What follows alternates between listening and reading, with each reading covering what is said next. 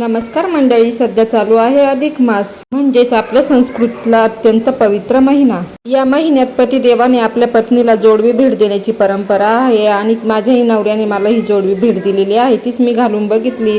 मला ना सुट्टी अशीच जोडवी हवी होती आणि त्यांनी तशीच दिली। मग मला खूप आवडली। माझ्याकडे पिळ्याचे आहे पण मला असे पाहिजे होते। तुम्ही कसे जोडवे केले मला कमेंट करून नक्की सांगा। आणि सगळ्या लाडक्या बहिणींचे पैसे खात्यात जमा झाले पण माझे नाही झाले, म्हणून मला टेन्शन आलं। म्हणून मी लगेच बँकेत गेले। बँकेत काही प्रॉब्लेम आहे का, KYC अपडेट आहे का बघण्यासाठी। तर त्यांनी KYC करायला लावली। तिथे एक फॉर्म घेतला KYCचा आणि आहोंनी तो भरला। तर तिथे गेल्यानंतर कळालं की माझेच नाही, अनेक लाडक्या बहिणींचे पैसे आलेले नाही आणि म्हणूनच खूप गर्दी होती। सगळे आपली KYC करण्यासाठी आलेले होते।